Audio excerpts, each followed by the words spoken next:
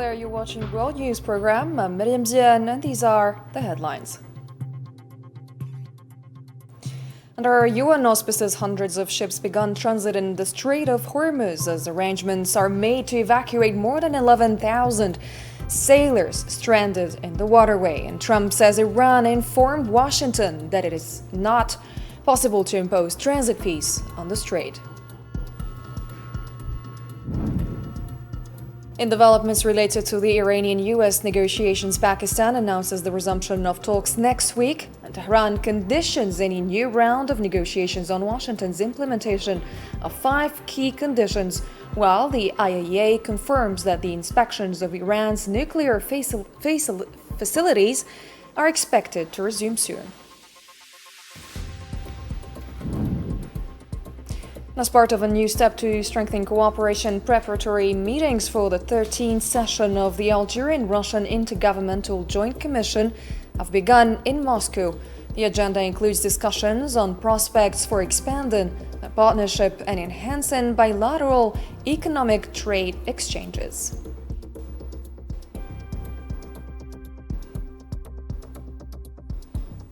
Welcome back. The International Maritime Organization announced the start of arrangements to evacuate more than 11,000 soldiers or sailors stranded in the Strait of Hormuz as part of a large-scale operation aimed at restoring maritime traffic following the tensions that accompany the war between the United States and Iran. The IMO Secretary General Arsenio Dominguez said the operation is being carried out in coordination with the U.S., Iran, the Sultanate of Oman, and other parties after verifying safe navigation conditions and obtaining guarantees for the safety of passage.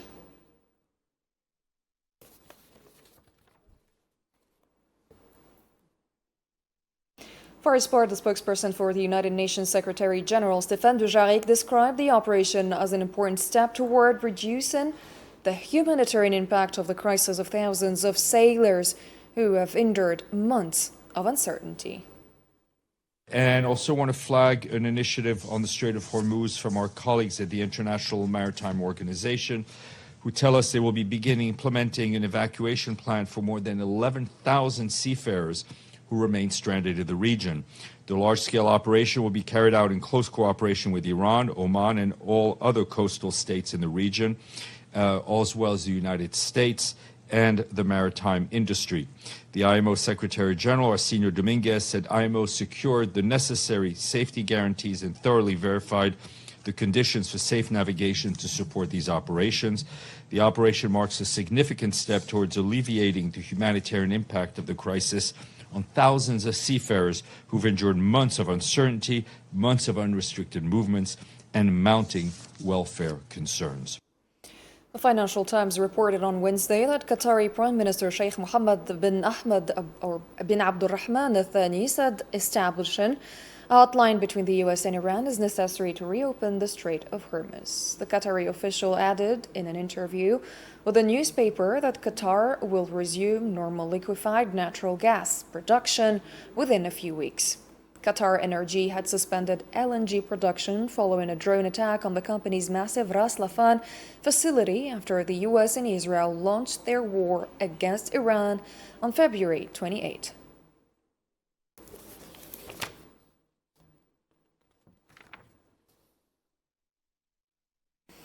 A diplomatic source told Agence France Presse AFP that the visit of Qatari Prime Minister and Foreign Minister Mohammed bin Abdulrahman bin Jassim Al Thani to Muscat is part of preparations for talks between Iran, the Gulf states, and Iraq regarding the management of the Strait of Hormuz. The diplomat said on Wednesday that the visit aims to pave the way for Gulf discussions on the Strait of Hormuz, stressing that these talks will be separate from the U.S.-Iran negotiations.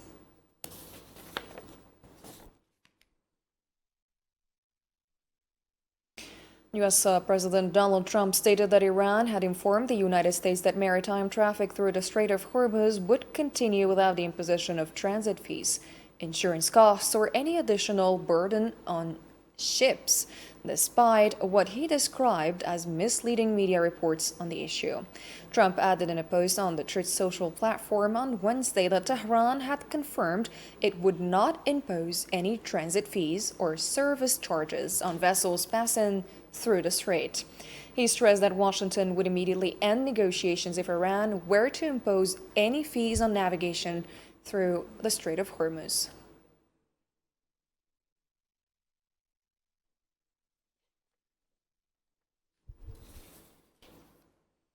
U.S. Secretary of State Marco Rubio emphasized that no country has the right to impose fees on maritime traffic through the Strait of Hormuz. Speaking to the press on Tuesday, Rubio stated that the Strait of Hormuz is an international waterway and is subject to the same rules that govern all international waterways around the world, which, according to him, prevents any country from charging fees to vessels transiting through it. Well, that's the law. It's an international waterway. No country is allowed to charge tolls or fees on an international waterway. That's existing international law. That's the way it is in international waterways all over the world, and that's the way we expect it'll be here. So I don't think we have anybody to convince around here in that regard. And Pakistan's foreign ministry confirmed that technical negotiations will resume next week under joint Pakistani-Qatari mediation. The spokesperson for Pakistan's foreign ministry said on Wednesday that contacts are ongoing with both the Iranian and American teams to ensure the effective implementation of the Memorandum of Understanding. A technical committee meeting was held between the parties in Bergenstock on 22nd June. Mediated by Pakistan and Qatar. In their capacity as mediators, the technical teams from Pakistan and Qatar will continue to remain engaged with technical teams from the US and Iran in the coming weeks for effective implementation of the Islamabad MOU. Pakistan's Foreign Minister Ishaq Dar confirmed that the Iranian-American negotiations cover issues including the nuclear program, frozen Iranian assets, and the aggression against Lebanon. Speaking during a session of the Pakistani parliament, Dar refuted what he described as Iranian and American claims regarding the key points of the Memorandum of Understanding between Tehran and Washington. He stressed that the two sides discussed all major issues, including the non-imposition of fees on ships transiting the Strait of Hormuz and the need to guarantee freedom of navigation through the waterway.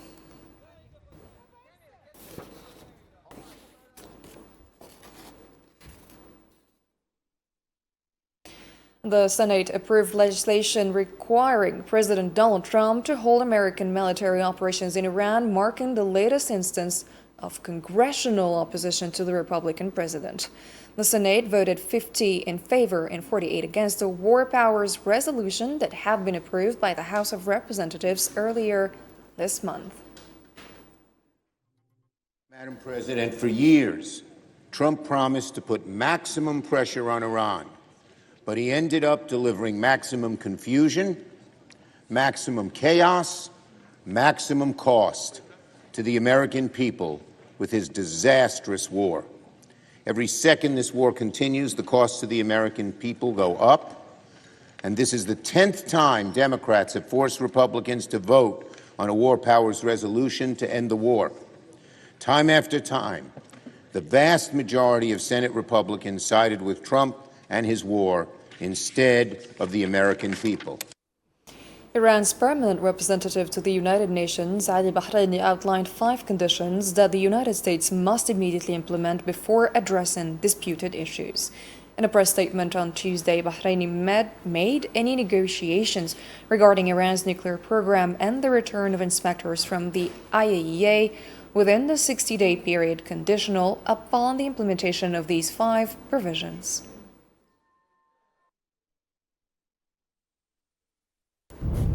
The United States must activate and fully comply with the 5 immediate provisions before moving to negotiations on the remaining contentious issues within the stipulated 60-day period. Foremost among these issues are the Iranian nuclear program and the return of inspectors from the International Atomic Energy Agency. The Director General of the International Atomic Energy Agency, Rafael Grossi, announced that inspections of Iran's nuclear reactors would resume soon, a claim that Tehran subsequently denied. Speaking at a press conference in Japan on Wednesday, Grossi revealed that the details of the inspection mechanism and the sites concerned would be determined very soon. In the first Iranian response to Grossi's remarks, Iranian Deputy Foreign Minister Kazem Garibabadi stated that access to nuclear facilities that had been bombed would be discussed and resolved only within the framework of a final agreement with the U.S.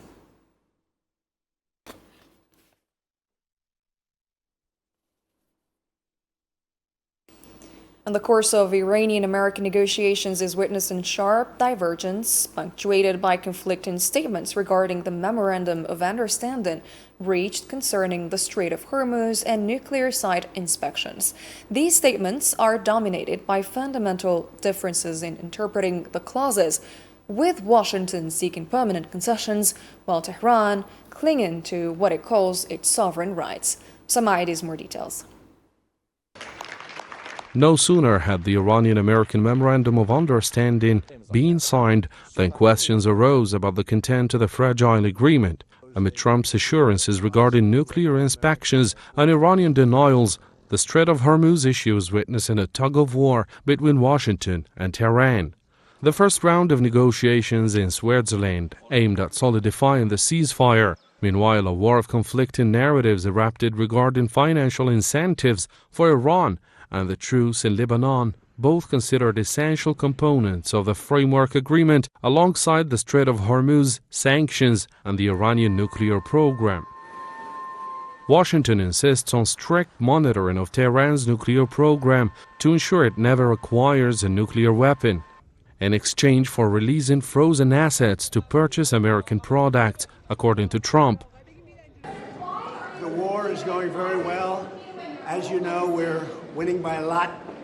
Iran is making very big concessions. We'll see what happens, but it's been very, very powerful. He also maintains that the Strait of Hormuz must remain open.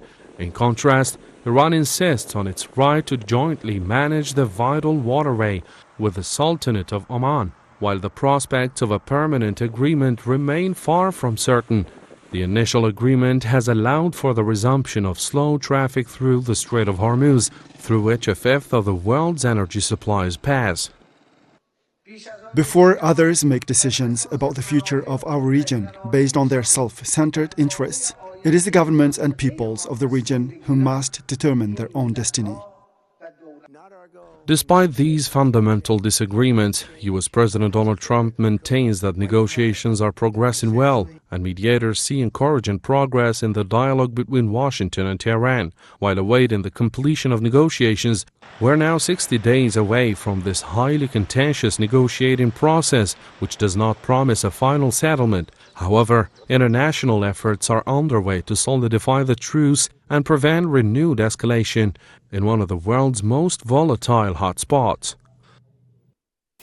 Iran's chief negotiator Mohammad Bagher Ghalibaf said on Wednesday that the Memorandum of Understanding signed between Iran and the U.S. to end the war in the Middle East constitutes a declaration of America's defeat. At a press conference in Azerbaijan, Ghalibaf stated that the memorandum reached in Islamabad was not the result of pressure or coercion, but rather the outcome of the Iranian nation's resistance and determination. He also stressed the need for foreign forces to withdraw from the region, describing this as a strategic objective. The chief Iranian negotiator further emphasized that the countries of the Middle East themselves should be responsible for the region's security. For us, a ceasefire and an end to the war in Lebanon are just as important to us as a ceasefire and an end to the war in Iran. Also, Iran's chief negotiator Mohammad Bagher Ghalibaf reaffirmed on Wednesday Iran's position that peace in Lebanon is a fundamental issue in any final agreement with Washington. Speaking at a press conference in Azerbaijan, Ghalibaf stressed that a ceasefire in Lebanon remains just as important as a ceasefire in Iran and equally important as ending the war in both countries, according to his remarks. The Islamabad Memorandum of Understanding was not the result of pressure or coercion. Rather, it was the outcome of the resistance and strength of the brave Iranian nation. The Islamabad Memorandum of Understanding turned into a declaration of America's defeat. Lebanon's national news agency reported that 2 people were killed on Wednesday in a strike carried out by an Israeli drone targeting a vehicle in southern Lebanon. The agency stated that the 2 fatalities were killed when a drone targeted a 4-wheel drive vehicle near the town of Kafr Riman in the Nabatiyya region. The Israeli strike came a day after 2 other people were killed by Israeli fire in Nabatiyya in what Hezbollah described as a blatant violation of the ceasefire.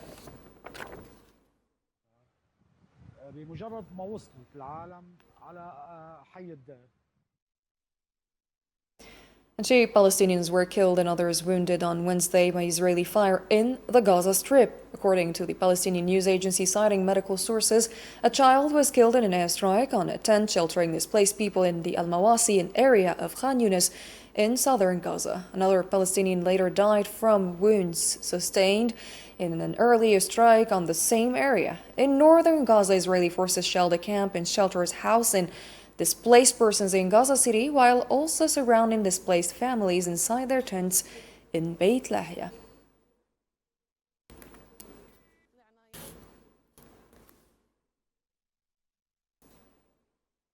In other news, preparatory meetings at the expert level for the 13th session of the Algerian-Russian Intergovernmental Joint Commission for Economic, Trade, Scientific and Technical Cooperation opened on Wednesday in Moscow.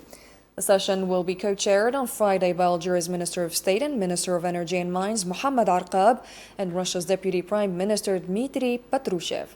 Experts from both countries will spend Wednesday and Thursday evaluating the implementation of decisions and recommendations resulting from the 12th session of the Joint Commission, which was held in Algiers in January 2025.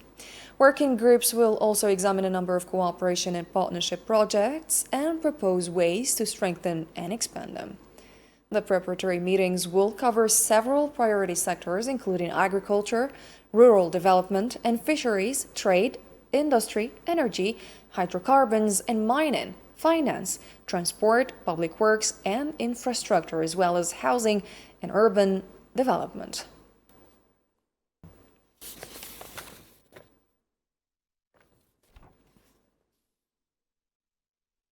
According to a statement from the Algiers Ministry of Energy and Mines, and on the sidelines of the Algerian-Russian Joint Governmental Commission, 3 specialized sectoral working groups will hold meetings: the Geology and Mining Working Group, the Air Transport Working Group, and the Water Resources Working Group.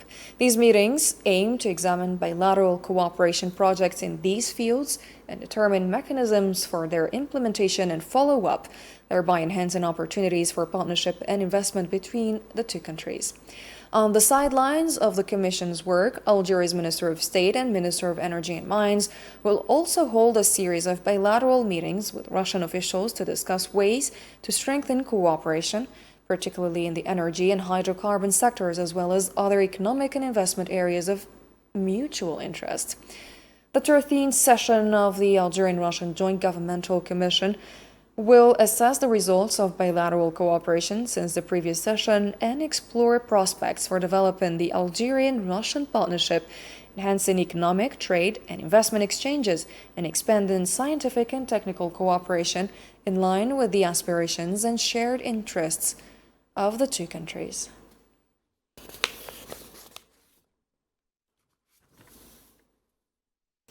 Algerian President Mr. Abdelmajid Tebboune received a ministerial delegation from the Republic of Niger on Wednesday. A statement from the Algerian presidency said that the meeting was attended by Brahim Arad, Minister of State in charge of the General Inspectorate of State Services and Local Authorities, and Ammar Abba, Presidential Advisor for Diplomatic Affairs, along with ministers from Algeria and Niger responsible for finance, health, public works, water resources, labor, and mining, in addition to the ambassadors of both countries.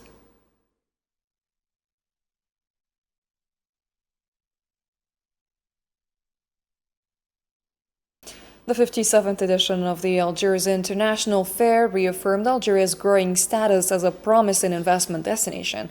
The event witnessed broad and unprecedented international participation, reflecting increasing interest in the economic opportunities offered by the country. Marwa Blauer. The 57th edition of the Algiers International Fair has seen a broad and unprecedented international participation, reflecting Algeria's rapid economic dynamism and the remarkable transformation taking place in its business and investment environment. A total of 781 exhibitors from 36 countries participated, highlighting the growing international interest in the investment opportunities available in Algeria. This significant foreign presence reflects growing confidence in the national economy and reinforces Algeria's position as an increasingly attractive investment destination at both the regional and international levels. The Algerian market is a promising one and serves as a gateway to Africa. We have started with modest deals, but they are gradually expanding into larger opportunities, especially with incentives and facilitations provided to investors by the President of the Republic. This year's fair has also showcased new developments and reflected growing attention to local industries and their advancement. In recent years, Algeria has experienced an economic momentum supported by a clear political commitment aimed at diversifying sources of growth and strengthening the country's attractiveness as a leading economic and investment destination. This has been achieved through the creation of a more favourable environment for both domestic and foreign investors. This growing international interest in the Algerian market is the result of a series of structural reforms implemented in recent years to improve the investment climate and facilitate business activity. These measures have strengthened investor confidence and enhanced Algeria's attractiveness, positioning the country as an increasingly competitive destination for investment. As far as the Algerian market is concerned, it is undoubtedly a promising one. It is well regulated under the guidance of the Ministry of Pharmaceutical Industry and the National Agency for Pharmaceutical Products. As a company, Beit Jala places the highest priority on the Algerian market and considers it a key strategic destination. Against this backdrop of growing international interest, sustained economic momentum and an ambitious reform agenda, the Algiers International Fair has emerged as a strategic showcase of Algeria's economic transformation. Beyond serving as a platform for business exchange, the event reflects the country's increasing integration into global investment networks and underscores its emergence as a credible and attractive destination for regional and international investors. The 57th edition features exhibitors and institutions from several countries and also provides an opportunity for foreign businesses to highlight their capabilities and explore potential collaborations and partnerships with their Algerian counterparts. Let's have a listen. This is our first participation since the opening of our embassy in 2024, highlighting Nicaragua's strong interest in the Algerian and African market, and in particular, showcasing the exceptional quality of its coffee at this exhibition. We would like to assure the African people that Nicaragua has offered its finest coffee to our Algerian brothers and sisters. This is our first trade fair participation and we are truly honored to be here, especially since Spain is the guest of honor. I believe the most important aspect of this exhibition is that it provides us with the opportunity to find potential partners to collaborate with and develop projects, whether they are national or international. On Wednesday, Algeria officially assumed from Venezuela the presidency of the Ministerial Council of the OPEC Fund for International Development for a one-year term. During a meeting held in Vienna, Austria, representing Algeria, Emel Abdeltif, Minister of Internal Trade and Market Regulation, chaired the annual session of the OFID Ministerial Council. Algeria's presidency of OFID reflects its continued commitment to supporting sustainable development efforts and strengthening international cooperation in line with the principles upon which the fund was established, namely supporting the economic and social development of partner countries and contributing to shared prosperity worldwide.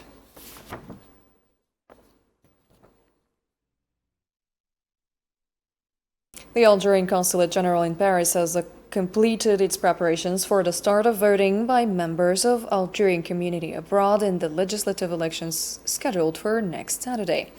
The services of the Algerian Consulate in Bobigny have been mobilized to ensure that the electoral process proceeds under the best possible conditions and to provide all the material and human resources necessary to enable members of the national community to exercise their voting rights smoothly and efficiently.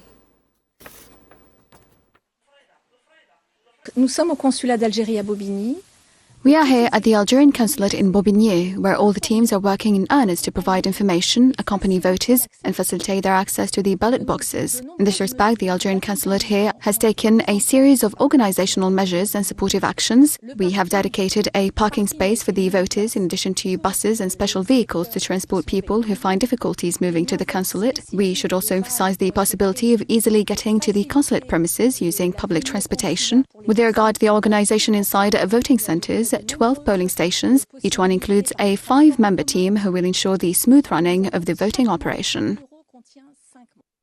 Algeria's delegate minister to the Minister of National Defense and Chief of Staff of the People's of National Army General Said Shingriha presided on Wednesday at the Higher War School in Algiers over the graduation ceremony for the classes of the Higher War Studies course and the Higher Defense Studies course, according to a statement from the Algerian Ministry of Defense. In a speech on the occasion, General Shingriha stressed that the efforts undertaken at the school reflect the determined and ongoing commitment to enhancing the performance of the Algerian armed forces at the strategic, operational, and tactical levels. He emphasized that the Higher War School has been entrusted with the mission of graduating highly qualified military elites capable of commanding major military formations.